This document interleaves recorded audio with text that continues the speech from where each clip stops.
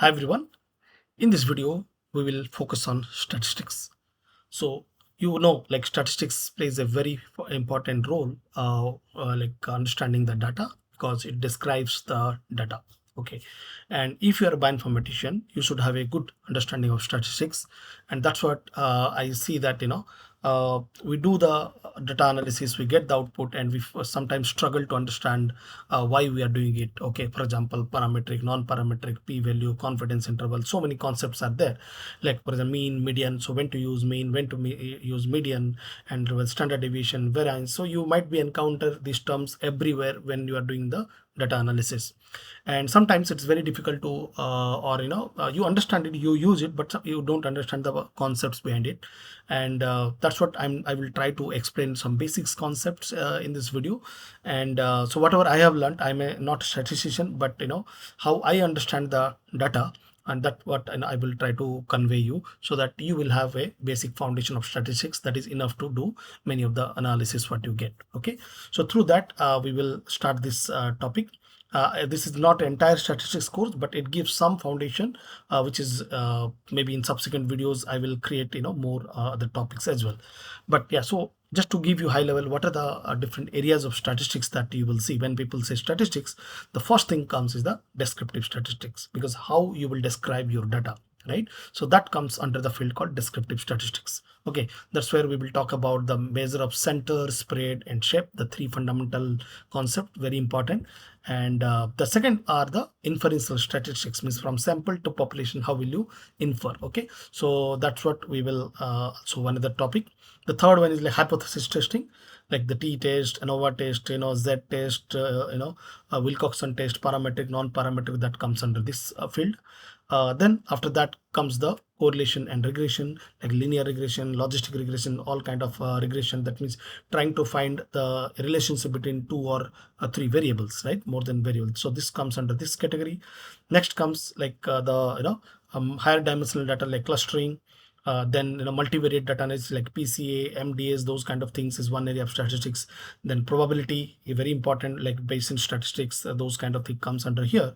And also the time series data analysis, another category. Apart from that, then next advanced like the machine learning, deep learning, that comes into a different branch, but everything is evolves around that. Okay, so this is how broadly you can see different areas of the field of statistics.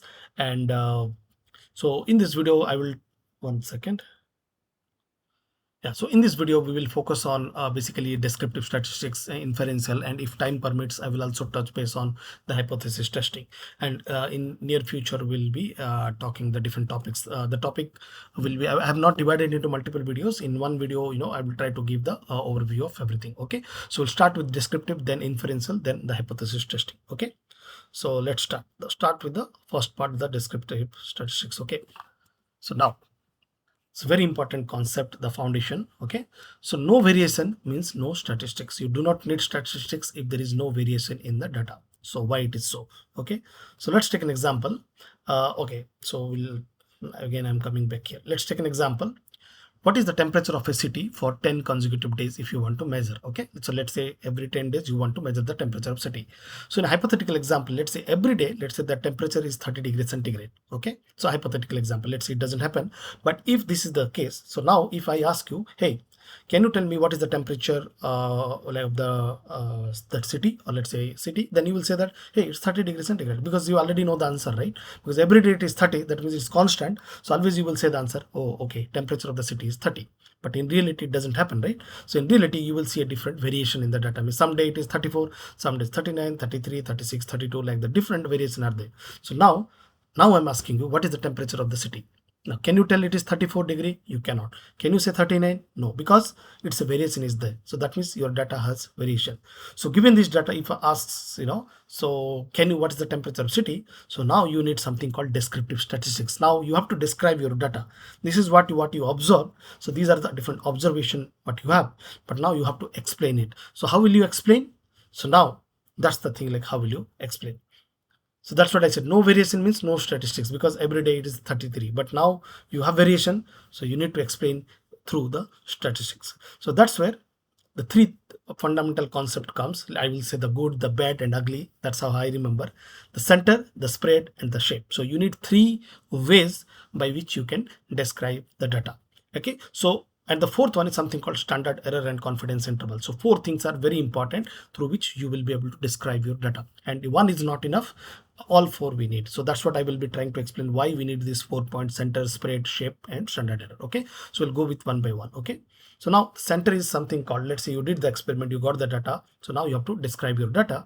So first what you say, that the measure of center. So you say that, see, hey, I do not know the temperature of the city, variation is there, but on the center point, on an average, the temperature of city is this one, or the middle value is, so the median is the middle value. So you can say that on a middle center point is, at some 30 degrees centigrade, and most frequently I see that 40 degrees centigrade. So like that. So these are the different ways you are describing. You are giving one value to the user. Okay, or suppose I ask you what's the temperature, you are telling me the answer with a single point. That's the center. And there are some alternate methods are there. We'll talk like percentile and quantile also. That also important point estimates we call. Okay, but this is how you are giving a single value, that hey, mean of temperature of the city is this one, median is this one, and the most frequent is the mode is this one. Okay, this is how you describe it. But now still it is not enough, right? Because you do not know, you know the center, but that is not the accurate answer, because some observations are less, some observations are very high. But so that's where you also need to tell the spread, like, okay, your center is fine, but how far the other observations are from the center. So that's what you need to measure, the spread, or the dispersion is also called dispersion. Okay, and that is measured by different parameters, like we have a range, we have variance, we have standard deviation, we have interquartile range, we have median MAD distance. So those kind of things are different approach through which we say that, hey, center is this one, but around that center line my data is spread towards both the direction, how far it is spreading. But still these two parameters not enough. Third thing what you also need is like shape. I will talk about that. Okay, so now you can say that, hey, the mean is here and data is spreading here, but what's the probability of looking into this value versus that value? So that's what we also need, something called shape. And when you talk about shape with these three are the more concepts you will see: skewness, kurtosis, and modality, like that. Okay, so we'll go with one by one. So measure of the center. So mean, already like take the all the values. Okay, so let's say in this example there are students exam score. Okay, and 9 students exam score. And if I ask you what's the mean exam, what is the students exam score, you cannot tell, because numbers are varying. So but now you can tell one center point, like mean. So you add everything and divide it by the total number of observation, and you see that, see, okay, mean exam score is 75. Mode is the most frequent one, you see, and you say that this is the what I see the maximum number of this one. And the third is the middle value, the median, the 87. For example, you sort this value from low value to high value, let's say 27 to 95, and you find the middle value and you say that the median is 87. So now you see that we have three values: the mean is 75, the mode is 88, now median is 87. So now you have to ask what value to choose. So that's what I will talk about, how to choose mean or median, which is the best one by which you can explain the center. Okay, we'll talk about that. But so median is the midpoint. Generally it is also called as 50th percentile. Okay, 50th percentile is also called as median, and mode is the most frequent one. Okay, now but if it is an even value, right? So for example, in this case, 4 in this side, 4 in that side, so that's why the middle value was, it was easily found out. So because you had 9 students, that's odd number of, but when you have, let's say, 10 student examination, so the middle will be two numbers. So basically you have to take the average of these two, and you can say that median with even number of observation is like, take the middle two and take the average of that. Okay, so that's how you describe your data. So this is a single point estimate of the center point. Okay, now then there is something other observation are called the quantile. First quantile, second quantile, third quantile, like that. First quantile means is that point where 25, one second, I'm just checking I have the data or not. Okay, so first quantile means it is that point where 25% observation lies below that point and 75% above that point. Okay, so now second quantile means uh, 50%, 50%, like below that point 50% and 50% above. Third quantile is 75% below and 75% above. So let me just show you with one example. Okay, just a second. Okay, So this is a very nice shiny app, which using which we can see the data. So let's take a hypothetical example. Okay, so this is how, let's say, our data looks like. Okay, and I'm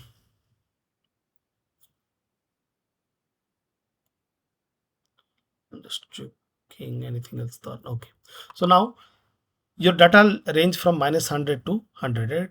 So this is the middle point, the, let's say, the median or the center point here. So 50% this side, 50% that side, and this will be the first quantile, that will be 25% this side, 75% that side, and this is the third quantile, like 75 this side, 25 that side. So that's how we are doing the first quantile, second quantile, third quantile, fourth quantile, like that we get it. Okay, so first quantile means 25, 75, second quantile means 50, 50, third quantile is 75 and 25. Okay, so this is what we got, the center, the midpoint. So now we need to understand the spread. Okay, so one way to know is like the max minus minimum. Okay, so this is the maximum value, this is the minimum value, you just calculate the range. The second is something called variance. Okay, so basically what you are doing here, you are taking every observation and you are calculating how far it is from the mean. Okay, so let's say you take the mean is equal to this one, and how far every observation is from the mean you calculate, and then what you are doing, you are just doing a square of that, and then you are adding all that value and divide it by the n minus 1, means number of observation minus 1. Just to give an example, let's say, let me quickly, how the variance is calculated, we'll see that. So let's take an example. Okay, 10, 20, 30, 40 and 50 and 50. So let's say these are the 5 observations. So now you add everything total. Okay, so the total is equal to, I'm just doing sum of all these 5 value, and now the number of observation, how many we have? We have 5 observation, right? So now the mean would be the total divided by number of observation, that is the mean. So mean is equal to 30. Okay, so now what we are doing, I will subtract this value x minus mean, right? So equal to this observation minus, sorry for that, so I have to just fix this one, right? Because I'm doing the mean, so this will be the minus. Okay, okay, this is x minus mean, so that means this is negative, means that is less than the mean value, less than the mean value. This is on the mean, this is, these two are the above the mean. Okay, so now I have to just do the square. Okay, I will tell you why I am doing square.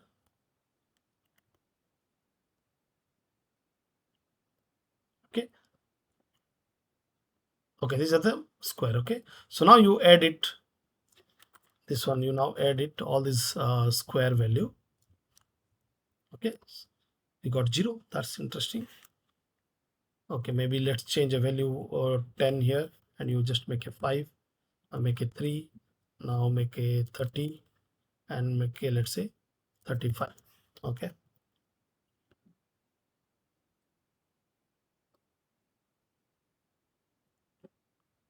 why it is 0? It should not be 0, right?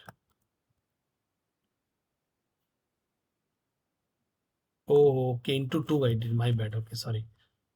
So let's do one thing, this into C. Okay, square.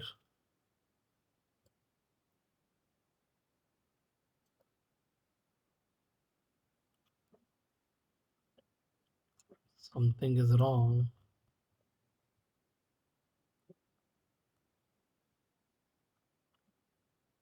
So much variation. So this is divided by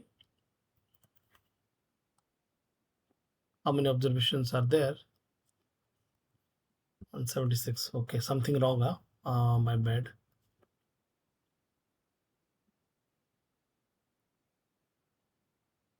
Standard deviation.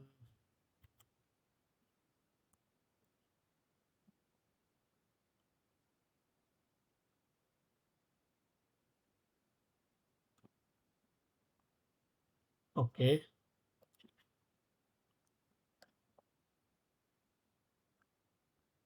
Okay, so I was right. Sorry.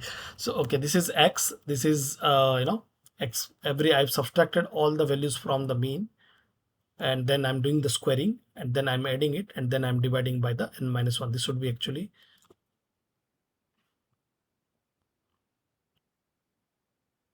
you see, this is very close to what the variance I got the answer, okay, through the formula, and this is here I got the formula. So these two are almost matching. Okay, so sorry for the late this but I wanted to show you the formula. So what you are doing, so this is what is variance, is like roughly average squared deviation from the mean. Okay, so how far your observations are mean, and that you are doing square. And for example, let's say this is my mean, and why we are doing square here, because what will happen, let's say this value -2 is left side, right? So when you do subtraction, you are getting the negative value here. Okay, and when you are doing this side, you are getting positive value, and if you add it, right, so those will cancel out each other, right? So that's what we are squaring it. That is one reason. And the second reason is like when you square it, like you are giving more penalty. So because if it is very far, so that means the difference will be high, and when you are doing square, you are getting more what is that, more weightage, that means more penalty you are giving. So increase larger deviation more than the smaller one, so that they are weighted more heavily. Okay, so that's why we are using the something called variance, because it not only captures how far your observations are from the center, but it also amplifies it by the squaring. Okay, so that's what we are using variance. But the problem of variance is like you are doubling the data, right? So that's why we have another approach, another matrix is that's called standard deviation. So what it will do, it will just take the square root of this one. So that means again you are, so here you have double it. So now again, now you are coming back to the same scale. That's what you have done, the square root of the variance. So roughly this is the average deviation around the mean. Here average squared deviation from the mean, and this is the average deviation around the mean, and it has same unit as the data. So that's what, if your it is in kilometer, so your standard deviation will be in kilometer, wherein the variance will be kilometer square. If your this thing is like ml, this will become ml, this will variance will become ml square. So like that, because variance will be the double. Okay, so why do we square? Because of the negative as well as the heavy penalty. That's what we are doing. But still, this gives the information about how the data is spread around the mean. So higher is the standard deviation, means more is the data spread. So let me quickly show you that. For example, let's take this example. So let's talk about the mean. Okay, so here the mean is 0. Okay, but now if I increase this side, you see the data will shift towards right, because I mean is towards the positive side. See the mean is going right, 50, 100. So now if I'm going on the negative side, let's say the mean is -40. So you see the mean is not here, the mean is around -40. So when you are the mean will tell how towards the x-axis it will shift. So let's say this is the temperature of the city, the observation what you see. So that is that. So let me get back to 0 again. So that you will see the now the center is at the 0. So now let's talk about the deviation. So if the deviation is one standard deviation, means your observation looks, so that means everyone, all the observations are very close to the mean. So that's why your shape is one standard deviation. Okay, so now I'm increasing the standard deviation. So now you see there are few observations which are very far from each other, that is 5 standard deviation away. So these observations are 5 standard deviation away from the mean. So now I'm increasing again. So now you see this is 11 standard deviation. So this last one, right, what you see from around that, so those observations are 11 standard deviation away from the mean. So the mean is equal to 0. Okay, and the value minus, let's say -40, is 11 standard deviation away from the mean. So like that. Okay, so let's say hypothetically, let's do one thing. Okay, let's go to 30, temperature of the city I was saying, right? So now let's say this is my observation. The temperature of the city on an average is 30, but now there are still some observation that you are 2 degrees centigrade also you get that in that city temperature. And what is the observed probability of that is very less here, right? That's why your shape is like that. Okay, but and this is how far it is from that mean. It is around 11 standard deviation away. Okay, so now if you are increasing more, you will see that more, you will see the like the spread you will see. Okay, so this is the very high 30 standard deviation. You see the mean over here, and you have more spread. The data is very far from the mean. Okay, mean is equal to 30 here, and there are some observation towards in there is -70, 80, like that. Okay, so this is how the looks like. Okay, and now the third point is the shape. When I talk about then I will come back here. Okay, but you get an idea like variance and standard deviation. Variance is double and standard deviation is the same unit as the data. Okay, so now there is something called interquartile range equal to, so this is nothing but the third quantile minus the first quantile. Okay, so third quantile is what, this one, right? 75 observation below, and this one. Okay, so let me find an example. Okay, yeah, I wanted to find this example, right? Okay, so now, so let's say this is our temperature of the data. Okay, and if you do a box plot, your plot will look like this. Okay, sorry for that, your plot will look like this. Okay, plot will look like this, and this is the first quantile, that means 32.5, and this is the median. Okay, this is the median value, the black dot what you see in the box plot, and this is the first third quantile, so q1, q2, q3, and this is the minimum and this is the maximum. That's how you represent. Okay, but not exactly, you will also see some outliers in the box plot, but this is how you will look the box plot. Okay, and the shape is looks like this, and the shape tells like, okay, on these are the area where you have high probability of observing this kind of observation, and these are the area where you have low kind of observation. Okay, so now, so one is like the range, right? So minimum minus max. So you can say the spread is like that. The second is the standard deviation. If you calculate standard deviation, you will get 3.93. But variance for this data, if you calculate, you will get 15.45. And something called IQR, interquartile range, means this box curve width. Okay, that means Q3 minus Q1. Okay, that distance is equal to IQR. So I will talk about why we calculate this, why this IQR is needed in the next slide. But you get an idea like, these are the way we talk about the spread. So we got the center. So if you ask someone, ask like, hey, can you describe this data? What you will say, hey, on an average, the temperature of the city is 35.63, but the middle, on a middle value, the median temperature is 36, and like the most frequent one is, let's say hypothetically some value like this. Is how describe. But at the same time, you say that, hey, the mean is equal to 35, but at the same time the standard deviation is around 3. That means there are still observation are there which are 3 standard deviation away from the mean. Okay, or 4 standard deviation away from the mean, and the IQR means interquartile range equal to 6. Okay, that way also you can represent the spread. But so now we cover two things, the mean and the median. But third thing, still this is not enough, right? Because spread gives only one value, right? So this center also give one value. How will you interpret like 3.93, 15.45? It's very difficult with these two, right? That's where we need the third thing, that is called a shape. But the shape will tell like how your data is actually looks like. Okay, so let me first explain shape and then I'll come back. So shape will tell like how your data looks like. Okay, so in this example, this is more of a normal distribution. So what it tells like, for example, this is, let's say, your gene expression, right, or some value. Let's talk about, I'm just doing this one. So let's say the temperature of the city is equal to 30 mean. Okay, so the mean is equal to 30. So you say that the probability of observing this value is very high. Okay, that's why 0.4, or means let's say 4%, you can say, or not percentage, let's say it's very high, 0 to 1 scale. But if you see this observation, right, the probability of observation is this value is very low, and this one observation little high. This observation, the probability of observing this value is even more high. So that's why towards the center, right? So most observation you will see towards the center, and then it will go down. This is how your normal distribution will look like. But let's say if you go with the uniform distribution, it is that observation is uniform, like all the observations have very equal probability. So that's what your shape will look like, more like this, and a big plateau, then it will come like that. So very few observation will be, or very less, but most of the observation will look like this kind of thing. So this is how the normal distribution will look like. Okay, I think we have some other app. I don't know whether we have it here. Yeah, so this is the t distribution will look like this, normal distribution, and the binomial distribution will look, on this same kind, but it's more a binning kind of thing, binomial, right? And t distribution will look like this, very similar to normal.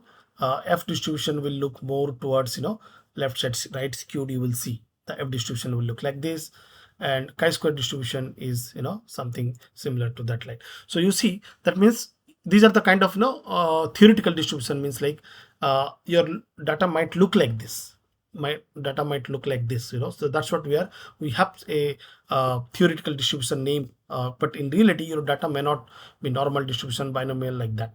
Your data may be following some other distribution like Poisson distribution, a negative binomial distribution, means it will try to match some theoretical distribution kind of thing. Okay, so yeah, in short what I said, like we need to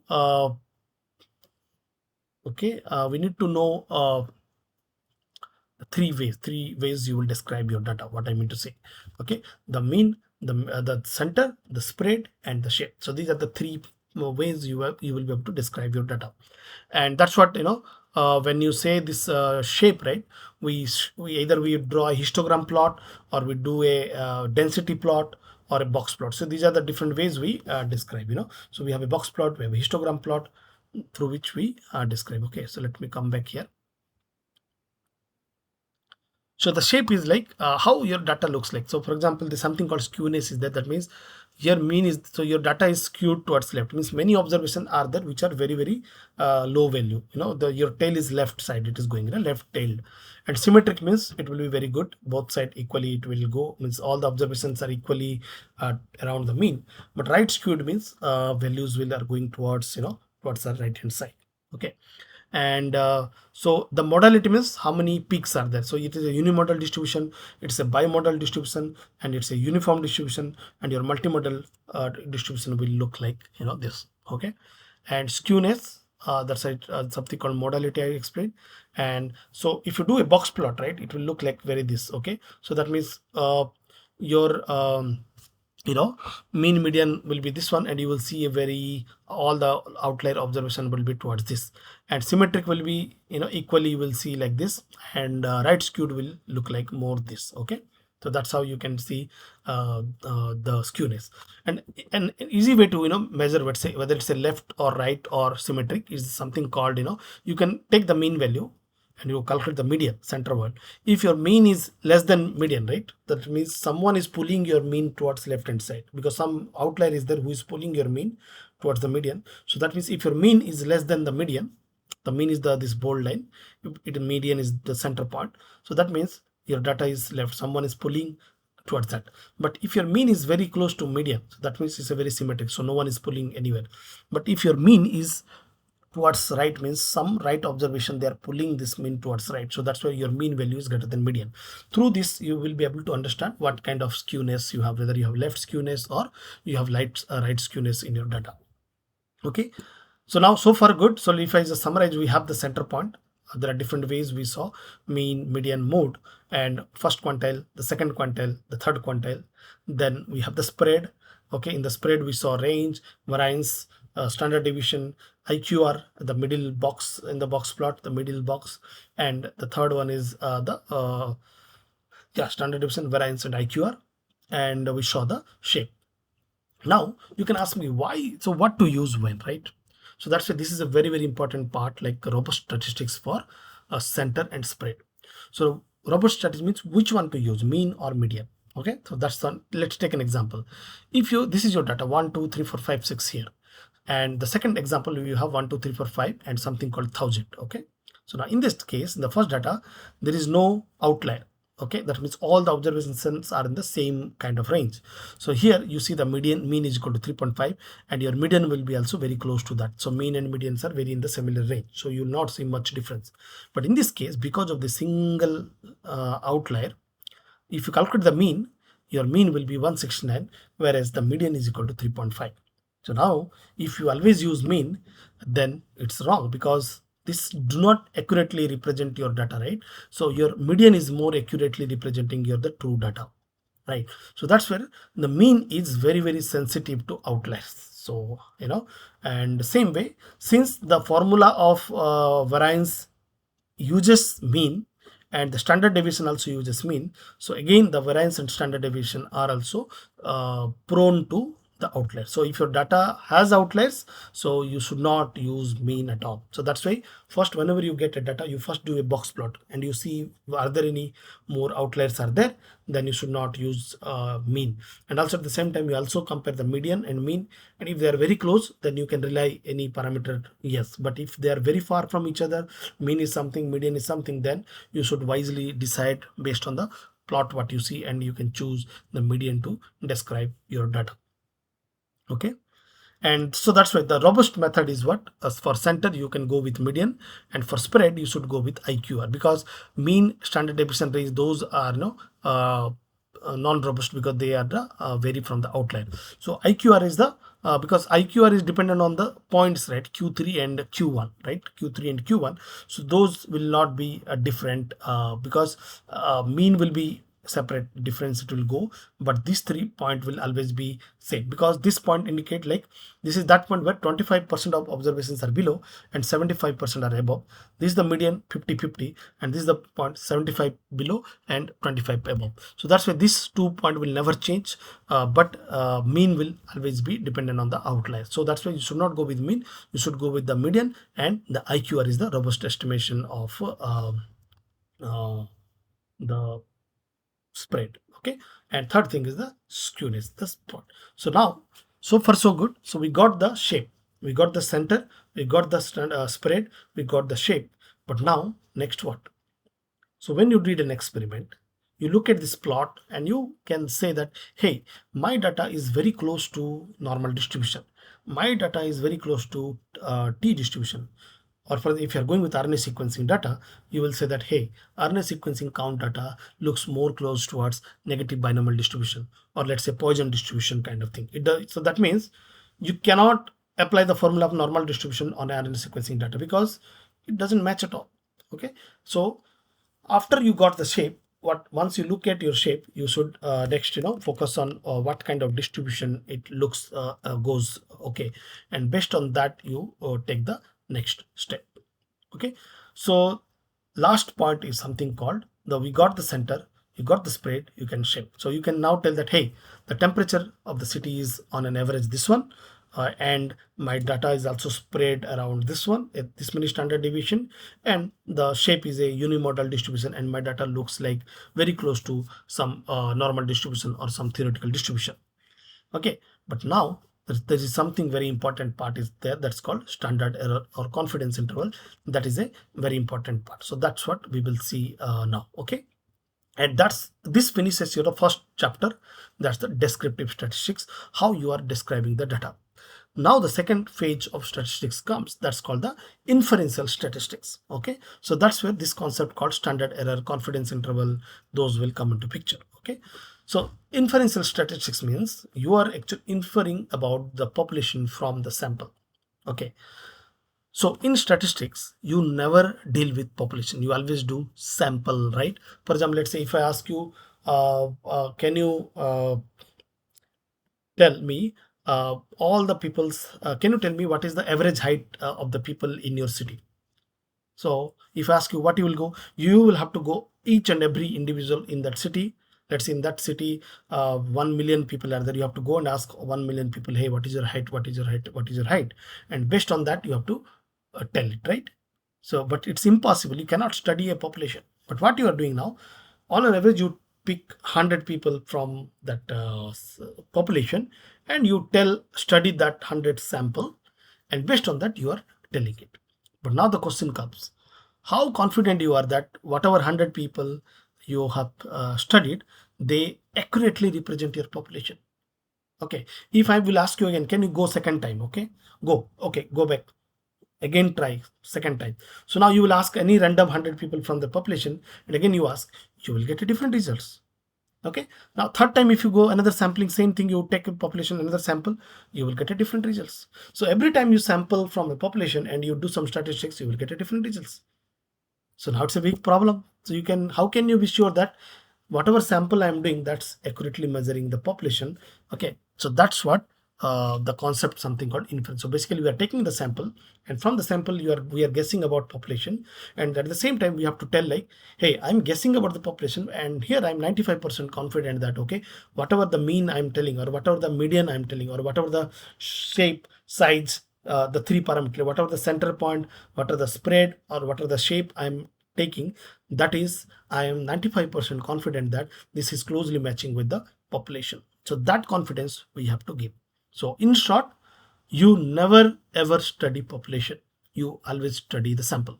So for example, let's say you are doing single cell data, or you are doing NGS any data, right? You're taking a tumor sample, right? So for example, let's say there is a tumor, you're taking some sample. But this, you are not taking entire tumor and studying, right? It's impossible. You are taking some sample. But you can take from different regions, right? And if your sampling is not correct, if your sample do not represent your population, whatever you are guessing is very wrong. So that's what we are calculate something, from sample we are estimating the population parameter. So that's why this is something called inferential statistics, means from sample we are guessing about the, or we are inferring about the population. Okay. So yeah, so this you might have known, like the mean in case of population the symbol is mu, but in case of sample you will see the x bar. Okay, that's why this is sample mean, whereas this is the population mean. And similarly, sample proportion and population proportion. In case of sample variance, you will see s square, and population you will use the symbol sigma. Okay, and s is for sample standard deviation, and sigma is the population standard deviation. And similarly, r is for sample level correlation, and if you are going with the population level, you have to represent rho. And if you are going with some regression coefficient, b is the sample level, whereas the beta is the population level. So the every from the symbol you can guess like what the it is talking. Are you talking about a sample, or are you talking about a population? Okay, so very interesting concept. Please stay tuned. I know this will be a very long video, but you can pause it and you can watch, come back again and try to watch. But it's a very important part that I will explain. Okay. Okay, let's take an example. You have 3 tumor samples, right? When you're studying tumor, you are sampling 3 tumor samples. You are not studying entire tumor in the world, right? So that's why from these samples, whatever output you are telling to the user, how you are describing your data, that is not accurately measuring the population. You are just simply guessing. So your guess should be correct. So that should be our objective. And if your guess is wrong, so you repeat the experiment and try to make sure that your experiment is correct. Okay, so now for example, when you're doing gene expression or some data, we are measuring the gene expression of the 50 cell, not all the cells in the tissue, right? So that's where everywhere we are doing the sampling. So your sample will give you an estimate, means it will say that mean, the median, or log to fold change, or percentage 1, percentage 2, any metrics, anything, any experiment you do, any data analysis do, whatever you are getting some parameters, right? So those parameters are always the sample only. They never represent the population. So now that's what we have to give something confidence, like something called standard error or confidence interval. These are the two terms we have to use. Through that we can say that whatever estimation we are giving, how accurate it is. So that's what standard error and confidence interval tell you how good your sample estimate is, how accurately it is matching with the population. Okay, so let's take, I will try to explain a very good example. So let's say this is your example. This is population. Let's say this population, hypothetically you have 116 individuals are there. Okay, what you did, you took that and you did some gene expressions, one gene expression among all the samples, and luckily you have money, you could sequence all the 116 people and you got the gene expression value, and then you calculated the mean expression. And I'm just telling, in this universe of the entire human universe, you have, let's say hypothetically, 116 people are there with this kind of tumor sample. So that means that is what my population is. We do not have one extra individual. So taking that entire population, if you measure, and you will get the mean is equal to 343. So remember that. So now real thing, like you cannot study all of them. So let's say some, because of that you do not have money, you cannot sequence all of them, so you can only sequence 30 people. So that is, let's say, limitation. So what you did, you randomly choose these 30 people and you did a sequence. So now you will again calculate the mean, the median, standard deviation. So whatever value you will get, those will be the this is the first sample, not sample one. Sampling, this is the first batch, let's say hypothetically I would say. In that the the mean would be is coming around 292. You see, this mean is 292, but actually the population mean is 343. That means your sample mean is very, very different from the population mean. Okay, but now if you repeat the same experiment, another choose second batch 30, third batch, fourth batch, fifth batch. So now you repeated the experiment, so you will get a different kind of value, right? Sample 1, the second time the mean, third time, fourth time, fifth time. So this is the plot. You can see, like what I did in a simulation experiment. I took 126, I randomly choose 30, 30, 30, 30, 30, and then I did this kind of plot. So you see that median is very much equal, but still I see some difference among the data, right? So ideally these are the means. It should be very, very close to this one. So this is called sampling distribution. Okay, so now every time we sample from this population, we get a different sample mean. Okay, we got 292 here, 367 here second time, third time 314, fourth time 310, fifth time 369. So every time we are doing some sampling, we get a different sample mean, or we are getting different standard deviation, or let's say different log to fold change, or any statistics you are measuring, you will get a different times every time you do it. Okay, so and it is different from the actual population. So that means there is something called a margin of error. So because of this sampling, there is a margin of error, obviously, right? You cannot sample the way you choose the sample. There is a very highly likelihood that you will do an error, because you will miss somebody, right? So that margin of error should be as minimum as possible. That should be our main objective. And what is the margin of error? That will be decided by something called standard error. So okay, this is not standard deviation, it is called standard error. Okay, so let's talk about standard error. How will you calculate from a single sequence? See, this is in reality, this is not possible, right? You cannot do repeat experiment, right? You don't have money, right? You have only money, you can only sequence 30 sample, you cannot do that. But so that's what, by taking a single sample, can you guess this wrong, how much this margin of error, how much error you are getting it?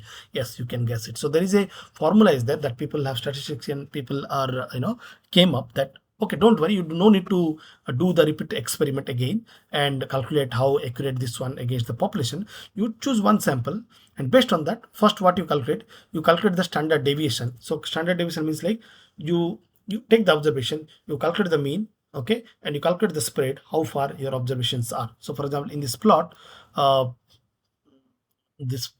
let me reload.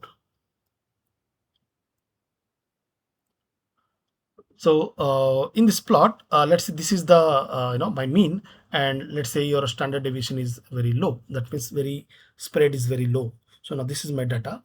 Okay, so this is my standard deviation is around 8. I'm getting here in this example. Standard deviation is 8. So now what you do, sample standard deviation divided by square root of the sample size. So here 30 observation is there, so you square root, so and whatever value you get, so that is the representation of the standard error. So lower is the standard error means more confident you are that it is very close to that. Okay, so that's why your denominator will always be n in size.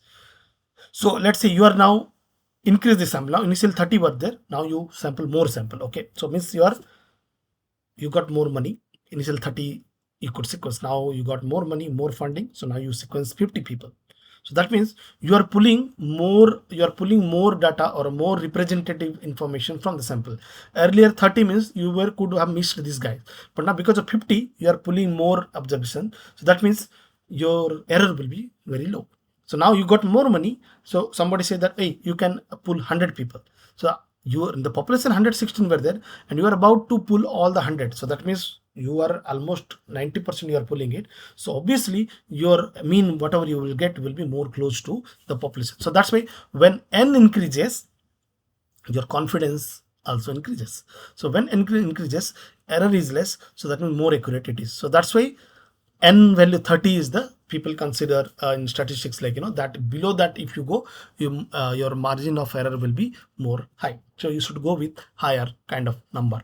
Okay, and alternatively, if standard deviation is also decreases, right, that means more is observation are very close to the mean, right? So the standard deviation are less means you have to guess less, because you know that. So in this case, I know that, hey, because observations are very close to mean, so that means I will not guess, my guessing power will be very less. Whatever I will guess, I will be more accurate.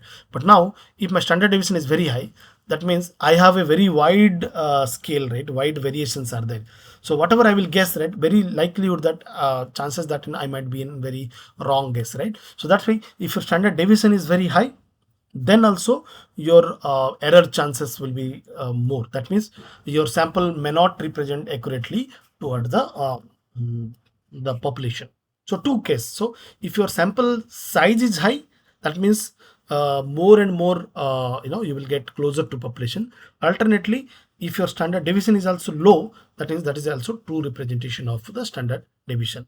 This is how you are identifying the standard error. Okay, so let's take an example. Okay, so this is a very example, you can play around it. So let's say our distribution follows the normal distribution and my mean is this one and this is the standard deviation of one sample. Okay, so now what I'm doing here, I'm choosing a sample size of 30. So let's say this is my population is there. I'm doing this experiment now. Okay, I will show you how this experiment going. I took this data, I will randomly sample now multiple samples 30, and here I'm choosing that my sample size is around 30, and how many samples I'm pulling, how many batches I'm putting, 200. Okay, so it will look like this. For example, the first batch means this first 30 samples.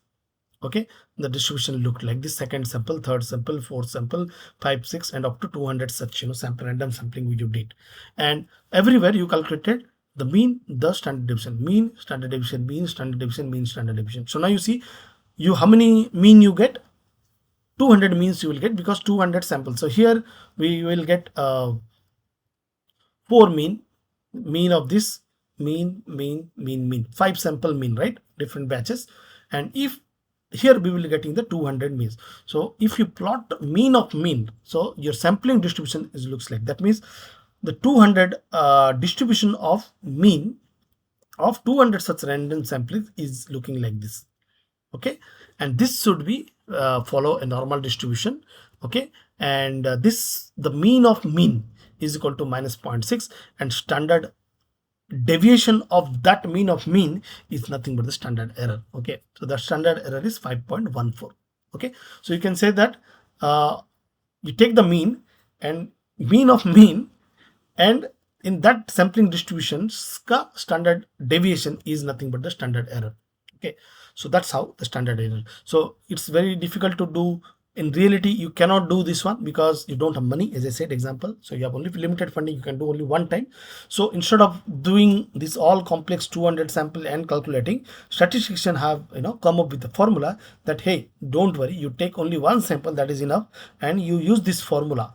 Okay, that formula is like sample, the standard deviation divided by square root of how many samples, number of observation in that sample, that will indicate the standard error, and that is very close approximation to the guess. Okay, so that is what it's all about. So standard error is nothing but the mean expression, sampling distribution. That's what I already have explained. You can pause this video and just watch, just read this one. Same information what I explained, it is there. Okay, so this is very confusing, and people confuse like standard deviation and standard error.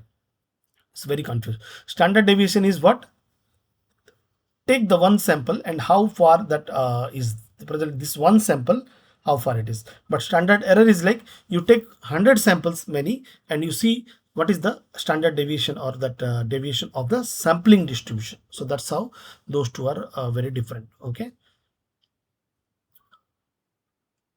so now comes last part, like once you know the standard error. Okay, so you took this one sample and you calculated the standard error, but what? So now you say that, hey, I have my mean this one, I have my median this one, or I have my standard deviation this one, and I also got the standard error is 50.38.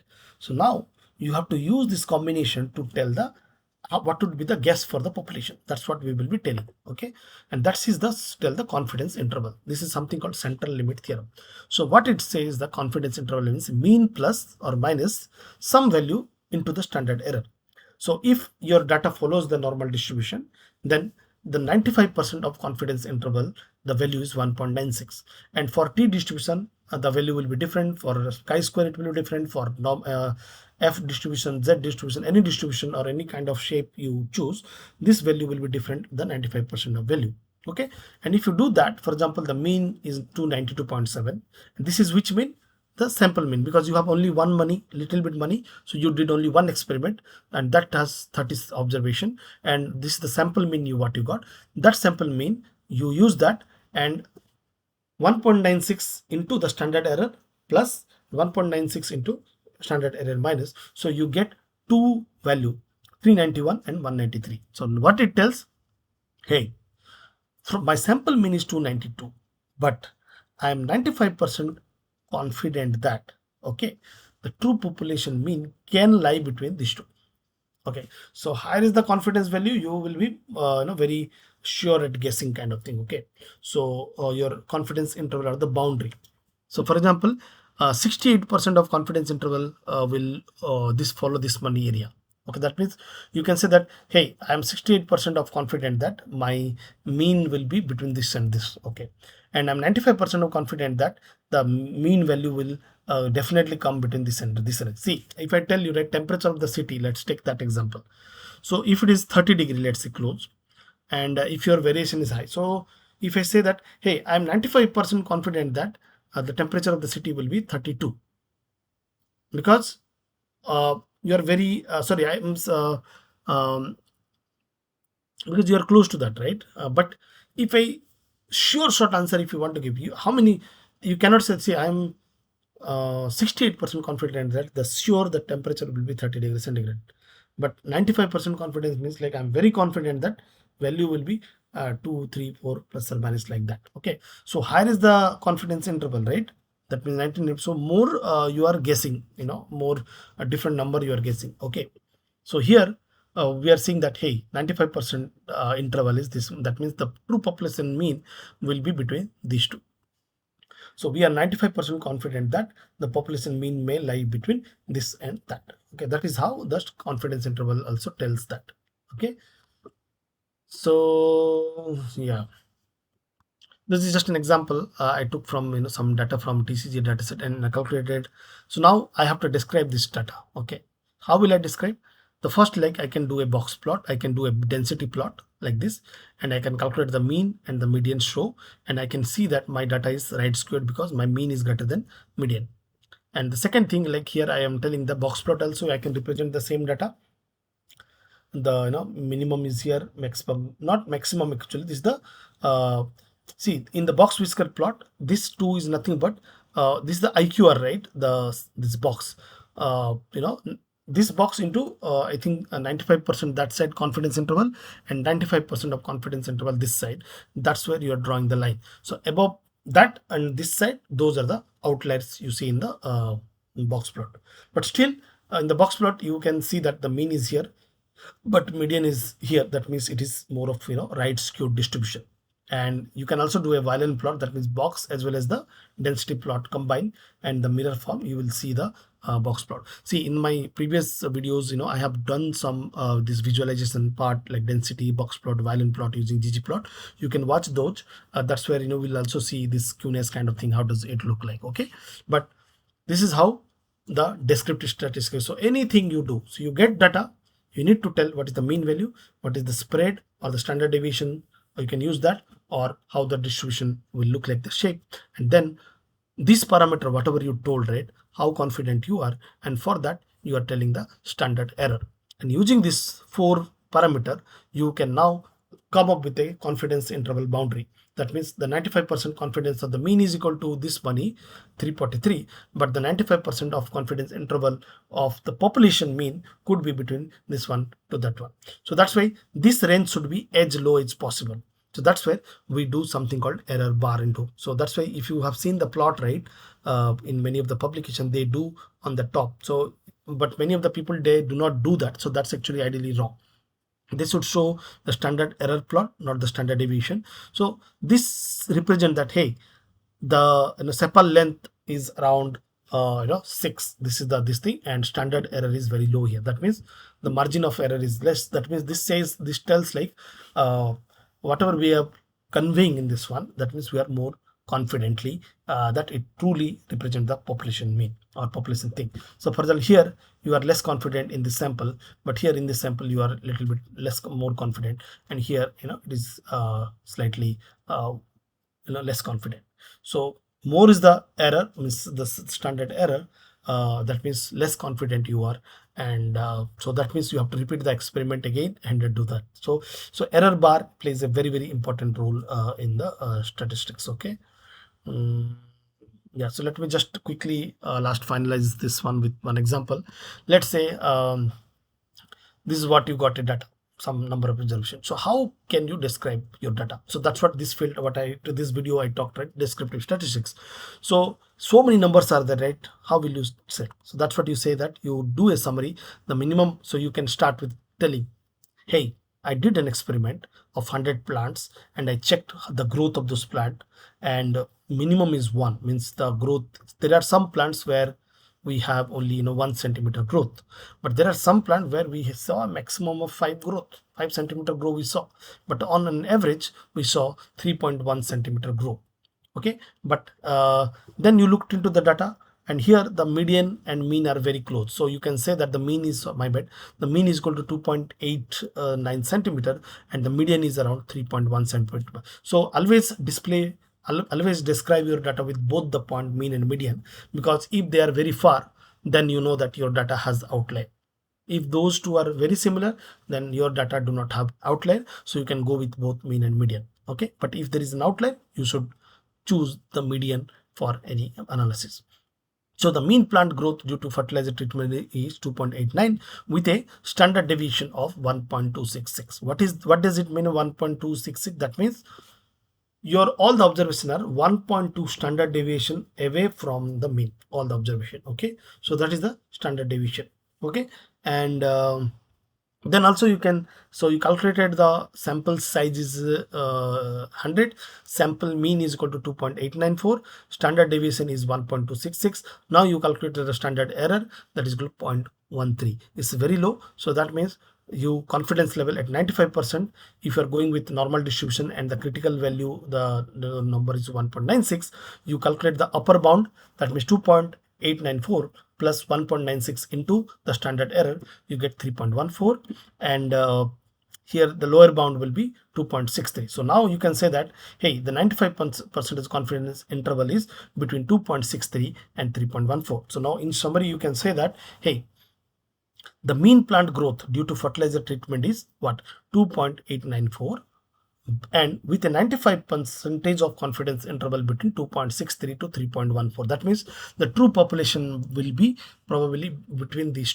three, and the range is very close to the mean. That means the error is very less. So that means this number you can safely consider for the downstream analysis. But hypothetically, if this value will be very far, okay, from this 2 point, let's say between 1 to 6, that means your confidence interval is very wide. So that means the whatever the mean value you are considering, that is not reliable in your analysis. Okay, and yeah, so that's how also you can do a plot. When I did the plot, you can see that it's a kind of bimodal distribution, and also you see some left side more skewness is also there.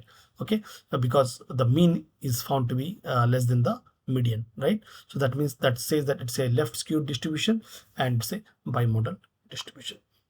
So that's how we covered these two part in this video, the descriptive statistics and the inferential statistics. These are the fundamental part of the statistics. Okay, so that's what, whenever you are doing any experiment, like, so we do gene expression, right? Let's say we did the single cell, we got the count value or any log to fold change, anything, right? We should also look into the standard error as well.